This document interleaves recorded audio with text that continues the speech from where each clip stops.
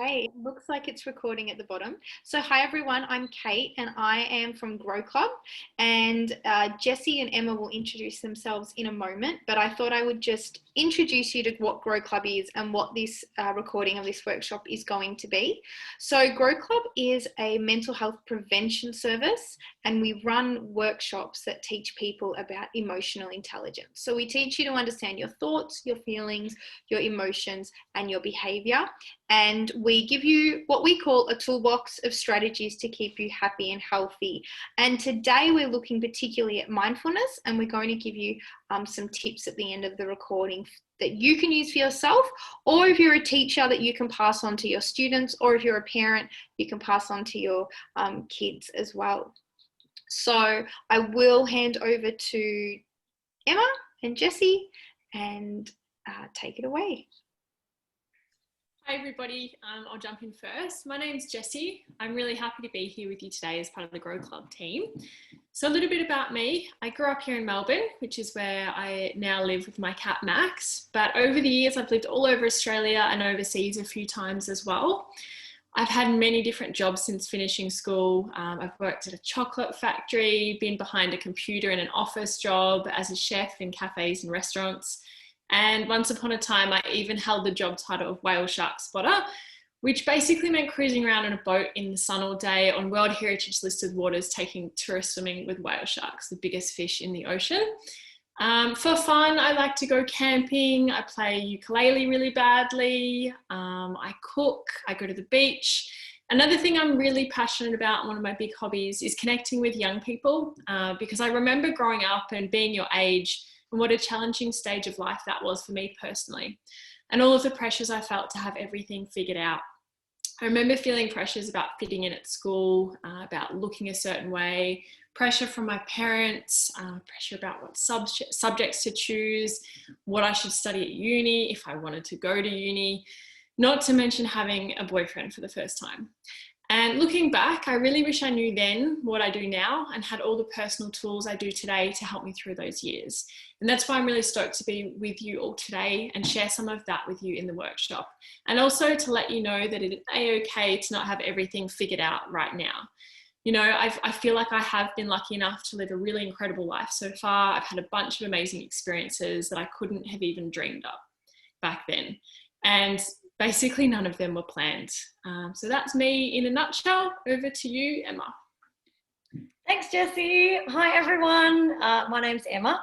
I've just recently joined the team at Grow Club, so I'm super excited to be here with you all today. So a little bit about me. I'm a little bit out there sometimes. I've always been quite arty. I love performing arts and singing and dancing and, you know, the cheesy smile, jazz hands and theatre and all that stuff. But I really love cooking, and I really love yoga, you know, getting out to nature, just doing all of the fun things. My favourite food is mac and cheese. My favourite band is The Strokes. My favourite movie is, this was a toss-up between Empire Records and WALL-E. 10 out of 10, recommend watching WALL-E. It is so beautiful. Okay, so I come from a hospitality background. So I've been working hospitality since I was 14 and 9 months, which is the legal age to get a job, just getting straight out there into the workforce. But hospitality's just been it's been a really great way for me to gain confidence, to just interact with people. And it's really helped me to develop the skills that, you know, I've just carried with me through life.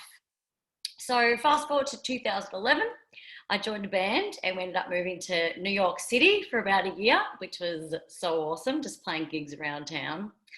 And I actually had my 25th birthday there, and my bandmate surprised me and took me to a restaurant that only served mac and cheese, which was the best. And I just ordered everything off the menu on one plate. It was epic. Anyway, continuing on. So for the past 5 or 6 years, I've been running a live music venue in Fitzroy. And we put on a lot of all ages shows, which ended up being my favourite part of the job. You know, just seeing the passion, enthusiasm and just pure joy of the young people, much like yourselves, that would come to the shows is what sparked my passion for youth work. And just one of the things I love most in this world is people. You, me, everyone. I just think we're the most interesting creatures. You know, everyone just has something so unique and wonderful to offer and has their own story to tell. And we're pretty great if you ask me. But anyway, enough about me. I can't wait to get started today. Thanks, Emma. So in our workshop today, we are here to talk about some pretty big stuff, which might be a bit uncomfortable as well. So we're talking about our thoughts, our feelings, and our emotions. So things that maybe we don't feel, fully comfortable and at ease talking about, perhaps we might not have even talked about them before. And talking about it through a computer screen online might make it feel even weirder. But I do want you to know this is a safe space. I encourage you to dig deep on your courage, be brave today, and participate in all the exercises to come.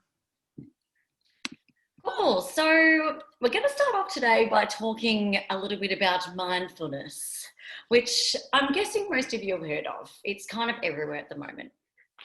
So mindfulness, what exactly is it? So it's become a bit of a buzzword, and there's a bit of mystery behind it. So it can be a little bit confusing to people. So what we're going to do today is we're going to just sort of try and break it all down and really try and get to the bottom of what mindfulness is and how helpful it can be to use in our daily lives, and not to mention how amazing it can be for our mental health. And we're also going to give you some activities to take home with you today so you can practice in your own time. Now, we're going to talk about what mindfulness is a little bit later on, but for now, we're going to discuss what it's not. So if you can all see the slide there, so mindfulness is not a way to zone out and distract yourself from reality. It's not a relaxation strategy, and it's not a quick fix or like some kind of, magical solution to all our difficulties. It's so, for example, if, you've had a rough day, you come home or you're upset or angry and, you're all worked up and in the heat of the moment, you say something or you do something, and then afterwards you kind of like sit there and reflect on it and you go, yeah, okay, I probably shouldn't have said that, or I probably shouldn't have done that. And this is a prime example of not being mindful. So we're essentially not taking time to stop and think before we react to the situation. So instead, take a minute, have a breather and really think before you react, and you can, it's a lot harder than saying it, but, sometimes you can just sit there and say, like, what I'm about to say maybe might not be the best thing to say right now. It might hurt someone's feelings, or maybe I'm overreacting and need to calm myself before I react. So this is called reflecting and responding. So we're stopping and reflecting on how we feel before we respond to a situation. Another classic example is when you're on your way somewhere, you're going to school or work or a friend's place, you're in the car, on public transport, or you could be just, walking along, listening to your music, or sitting on the tram in the scroll hole, which is my new word, by the way. So you're scrolling through Instagram or TikTok, or, you're thinking about what you're going to wear on the weekend to the party, or you could be really worried or stressed about, an upcoming test or exam that you've got. Just the normal everyday thoughts and distractions that we have, and you're not really fully focused on sort of what's going on around you. And then you arrive at your destination and you go, actually, I don't know here or how I got here. It's like you've just completely blanked out.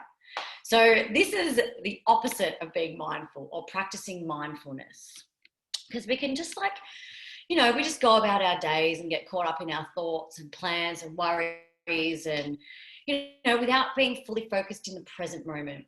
And, it's almost like we're on autopilot or, like robot mode, when you just do things without thinking, because there's a million other things going on in our heads when we're not just fully in the moment. I remember literally the other day, I was in the car, driving to the supermarket, and I suddenly realized, I was just like, did I lock the door? Or did I even close the door behind me when I left? and I couldn't remember for the life of me. So I had to turn the car around and go back to my house just to check if I'd closed the door. And I'm just like, yeah, nice one.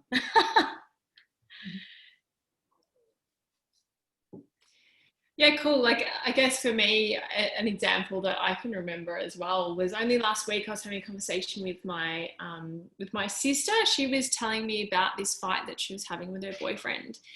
And to be fair, the conversation did go on for quite a while, and I was listening for the first maybe 5-10 minutes.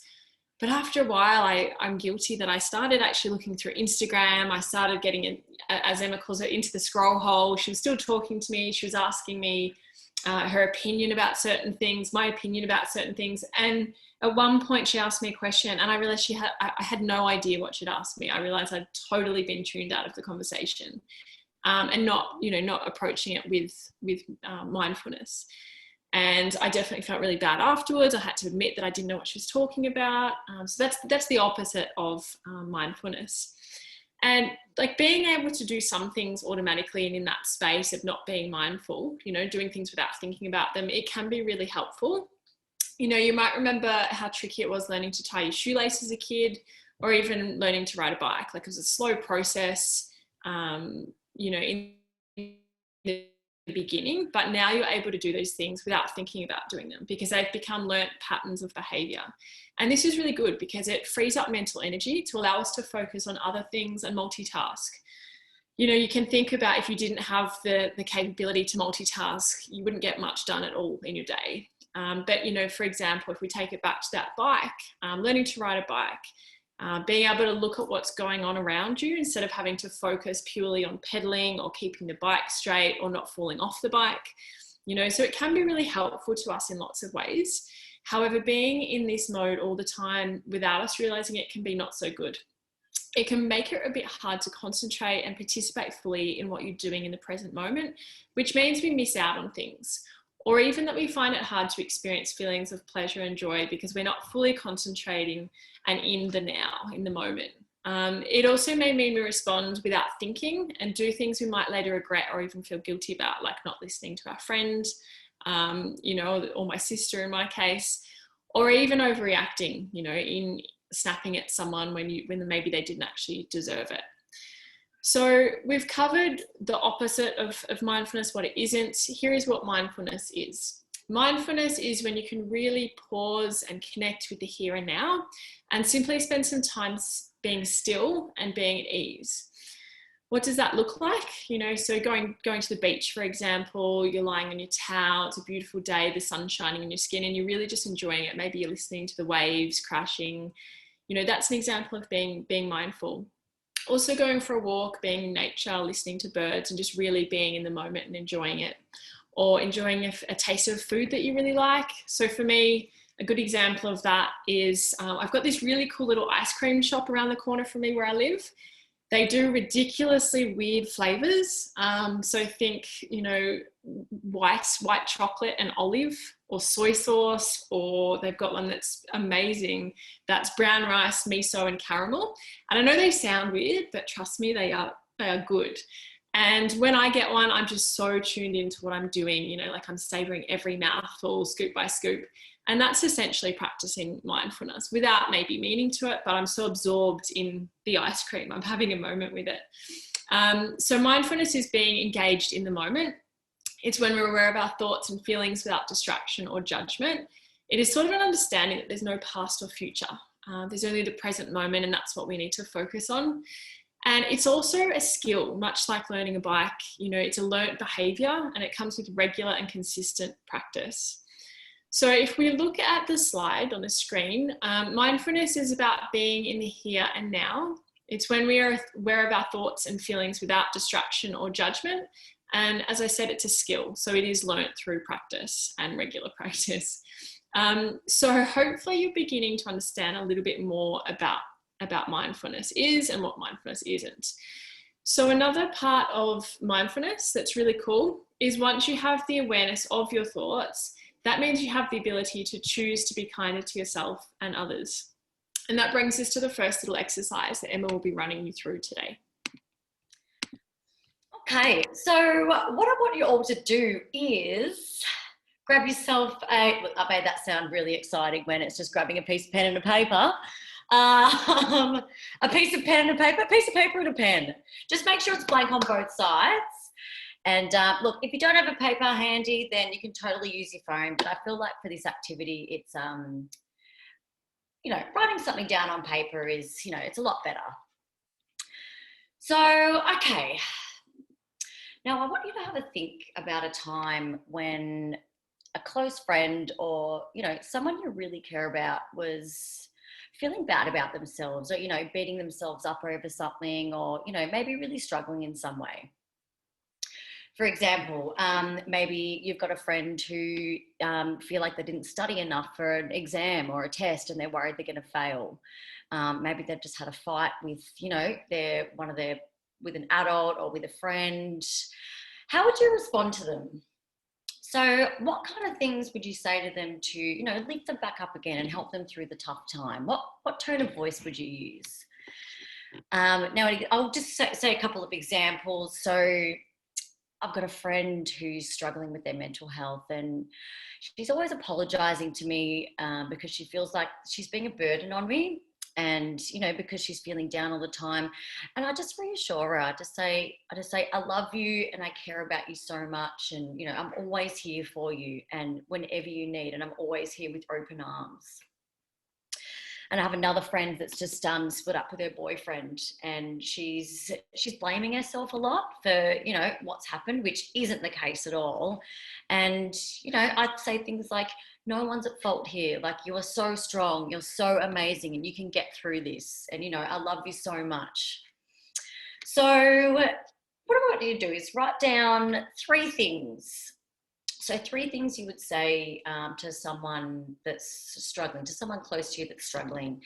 And so if you like, pause this video, pop on one of your favourite songs and give yourself a couple of minutes to write a couple of things down.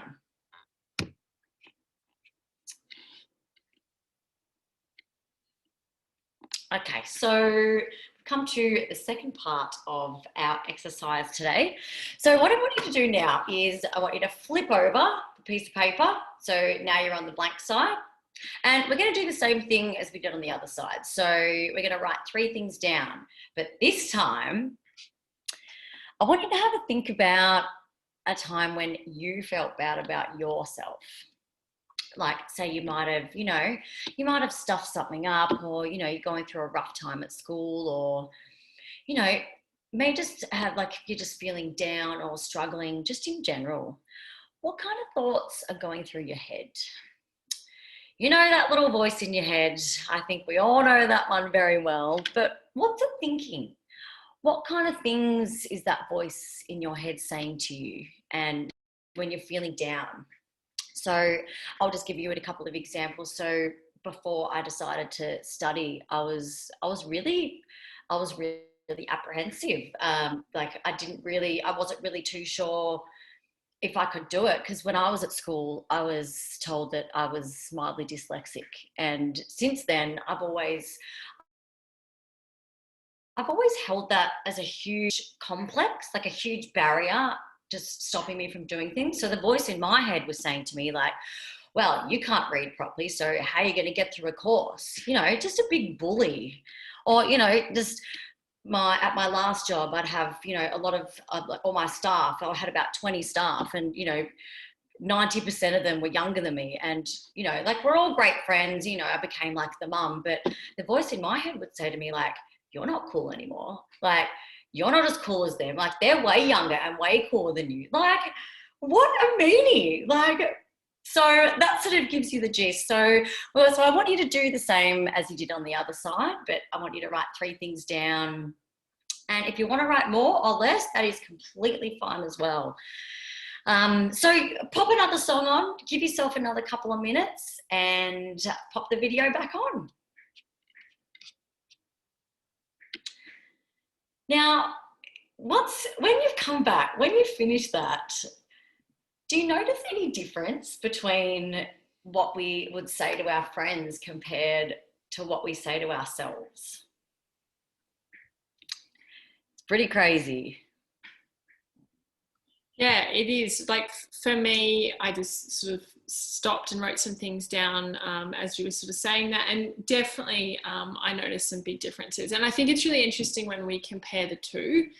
And the point of this activity is it asks us why it is so easy to give our friends and loved ones compassion when they fail, when they've made a mistake, or if they're struggling in life. But when we flip it around and the focus is on us, it can be much harder to extend the same kindness to ourselves, even if we're actually in the same situation. Having more compassion for ourselves is really important. And this is where mindfulness comes in and can be really helpful in our daily lives. Because if we are aware of our thoughts, we can also choose to think and talk to ourselves in a way that is more supportive and kind. We can actually choose to treat ourselves in the same way we would treat someone else in need, give ourselves the same love and care as you would a good friend. And this is called self-compassion.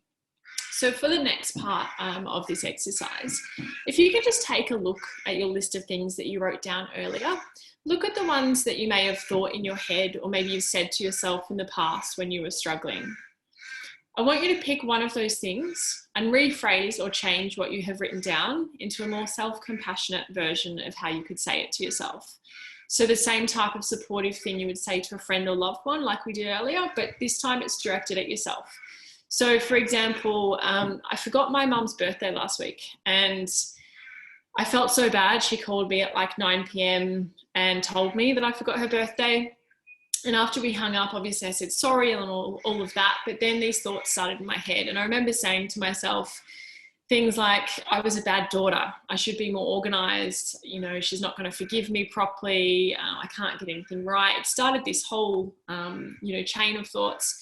If I was to choose to practice more self-compassion, or to practice self-compassion and be kind to myself here, I could say something like, look, it was a simple mistake. She's your mum. She will forgive you. She understands.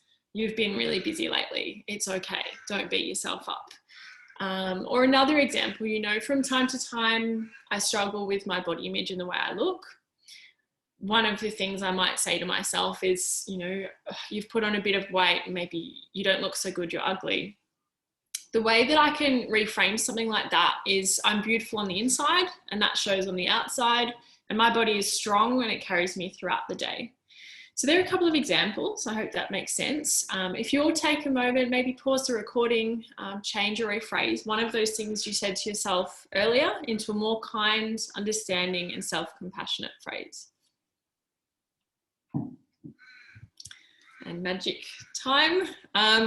Do you think that life might be a little bit easier if you responded to yourself in the same way you typically responded to a close friend? What does that look like or feel like to be on the receiving end of the more compassionate response? I think we've got this tendency to beat ourselves up, to think we're not good enough. But how would it feel if you made the choice to be gentle with yourself? It might even be helpful to use a word that you can think of to describe what you can imagine that might feel like. So for me, when I think about not beating myself up for missing my mum's birthday or feeling like I'm overweight and starting to say those nasty things to myself, to stop that and to choose one word what that feels like, it would feel like a relief. It would feel like pressure has lifted. And that's essentially what self-compassion can be. We're just being kind to ourselves, we're being supportive, we're being gentle. I love that, Jessie. I love that so much. We're coming to the end of our workshop today. I hope you're all feeling good and I hope you've all enjoyed it. I just want to say though, massive props to you all for showing up here today and taking the time for yourself to dig deep and be vulnerable and, really share these things with yourself. Because, I feel like it's just such an important part of growing and life and everything. And it's, been wonderful sharing this experience with you all, even though we're on the online world, but it's been really, really lovely. So I'm going to pass on to Kate now, who's going to take you through some mindfulness activities that you can take home with you and practice at home. But before we do that, I want you to all do something, and I want you to all get your arms, wrap them around yourself, and give yourself a big hug. I know it feels really weird, but just go with it. Just go with it. Just give yourself a hug and show yourself some love. You deserve it.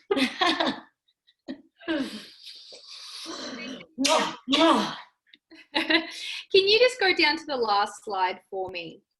So I hope you all took the time to pause and do some of those activities in your own time, because the more that we stop, the more that we practice mindfulness and actually look, inwards at our inner world, we can start to build a more mindful life. So these are some of the things that you can put in your toolbox. Now, a toolbox is not a physical thing, although you can have it, you can write it in your diary. You may have it on your phone in your notes. So I have my toolbox on my notes in my phone. And it's basically a toolbox of strategies that you choose what goes in there. You choose the tools, but they're in there for when you're stressed, when you're feeling flat, when you need a pick-me-up. You have strategies that you can go to that are going to make you feel happier, healthier, maybe a bit more clear-headed, a bit more reflective. And I really encourage you to put certain tools in your toolbox as you go throughout life, when you start to figure out, oh, that works for me, that makes me feel good. And also be aware that not everyone's toolbox is going to look the same, and that's okay as well, because different things for different people work better. So for an example, my partner loves to ride his bike as a bit of a mental health exercise. It helps him a bit relax, get out of his head. For me, riding a bike is fun, but I don't see it as like a mindful practice, because I'm like focusing on not falling and keeping my balance, So riding the bike would be in his toolbox, but it wouldn't be in mine, and that's okay as well. So here are some that you can add to your toolbox if you want, and these ones are specifically around mindfulness. So the first one is acknowledging our five senses.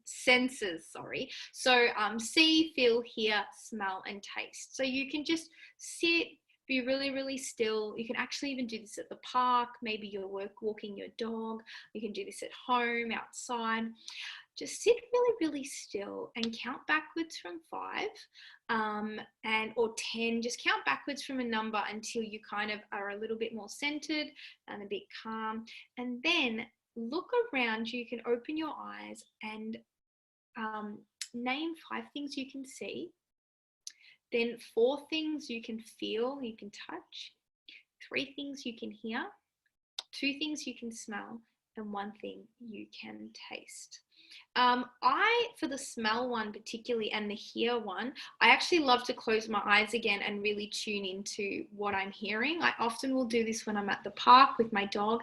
And when I close my eyes, I realize when I'm not looking, when I'm just listening, I can hear something that must be miles away. And I can hear a bird that's over there, but I can also hear the siren that's coming from down there.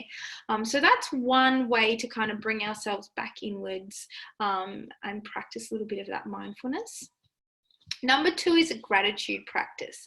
And you can do this first thing in the morning or late at night, depending if you're a morning person or a night owl. I'm a night owl. So every night before bed, actually what I've been doing lately is at the dinner table, me and my partner this has been a shared tool. And we actually say 3 things that we're both grateful for that's from that day. But if you're living alone, you might want to do it with a sibling or a friend, or you can just do it, write it in your notebook, 3 things that you're grateful for from that day. And it may be, some days it may be really big, special stuff, and other days it may be equally special, but it might be just the little things like I'm really grateful to have a roof over my head, or I'm really grateful to have a job, or I'm really grateful for when I walked my dog today and the sun was shining on the grass and there was a butterfly. Like, it could really be anything. Number 3 was give yourself a hug, and that's what Emma walked us through. And I would really encourage you to do this in the morning when you wake up, and kind of wish yourself a good day, be like, have a good day today. I'm here for you. And I know it can sound a bit silly or a bit funny, but we really, really have to start treating ourselves the way that we would treat someone we loved and respected, because we should love ourselves and respect ourselves. And that's going to create a cycle of just treating ourselves better and feeling better about ourselves. Tool number 4 is going for a mindful walk. I don't know about you, but I get a little bit judgy and I get a little bit annoyed whenever I see anybody out on a walk in the beautiful sun and they're looking down at their phone. I don't know if you've ever seen that.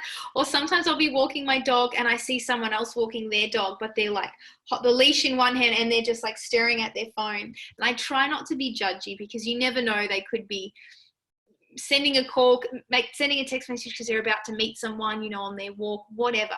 But I really encourage you to leave your phone at home, bring nothing with you on your walk other than your keys, and be really mindful about your feet walking on the ground, the noises you can hear. Watch, observe, look at what's around you. It's a really great opportunity for your mind to kind of calm down, be really present, have a rest from all the thinking and the analyzing, as well as it's really just good to be getting out in nature and getting some fresh air. Number 5 is eating mindfully. Now, this is a really interesting one. I mean, most of us scoff down our food really, really quickly. And if we live in a household where meal time is when we talk as well, we're like scoffing down our food, but we're having a conversation, or maybe we're watching TV or something. And before we know it, we've finished our plate, or maybe we've overeaten, or maybe we didn't really enjoy what we ate. One of the best things, and it's hard because I'll do 3 things at once. I'll be like answering emails, eating my lunch, and checking my phone. So this one's quite hard for me. But when I sit down for lunch, especially these days, because I'm working from home, and I turn everything off around me, and I'm just really focused on my food and what I'm eating and the taste and how it feels going in my body and down my stomach, and the textures and all the little details. It's really, really forcing you to be mindful about what you're doing in the here and now. And I won't get into it too much, but there's quite a lot of science behind when we eat mindfully and we eat slowly. It's a lot better for our digestion. It's a lot better for our gut health, if you've got any kind of bloating issues. So that's a whole nother talk, but really worth it. And the last tool that's not on our list today, but it can be in your toolbox. It's in my toolbox, and that is meditation. Meditation and mindfulness, I like to think of them as best friends. They're best buddies. They're different. They're definitely different, and they have a different history, and they have different outcomes and effects on you, but they're best buddies. And when they're together, they work really, really well.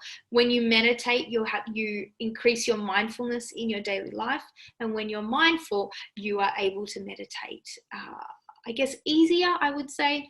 So I'm not going to run you through a meditation right now, but what I am going to encourage you to do is to download free apps such as Insight Timer, Calm, Headspace, Beyond Blue. They have some really great free meditation apps that are guided meditations. And one thing I want you to kind of let go of is any myths or ideas that you've heard about meditation being like, oh, you're not meant to think any thoughts. You're meant to sit completely still and not move. I can't be Zen. I've got too much going through my head. If you kind of let go of all those beliefs and all those myths and all those thoughts, meditation will feel just uncomfortable. It will, but it's going to be more attainable than if you go into it thinking, oh, I'm not meant to have any thoughts. It's really just about sitting quietly, sitting still, closing your eyes, focusing on your breath. And when your thoughts do come in, which they will, just acknowledging them, thanking them, and letting go of them. And then focusing back on your breath. And then 3 seconds later, there's going to be another thought that pops in. But again, it's acknowledging that thought, thanking it, letting it go, focusing back on your breath. Even if it's 10 minutes in the morning, meditation is really going to help you live a more mindful life. So I hope that those 6 tools seemed something really achievable and like things you could do on a daily basis. I hope you put some of them in your toolbox, and you don't have to put all of them. That's completely understandable. And I really hope that this workshop has encouraged you to go on a journey of self-reflection and self-development and find some other things that you can put in your toolbox that work for you. Maybe mindful coloring, or maybe putting puzzles together. It might be going for a swim and getting in water.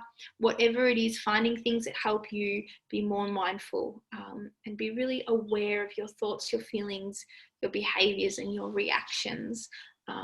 And instead of reactions, hopefully we start to respond instead of reacting.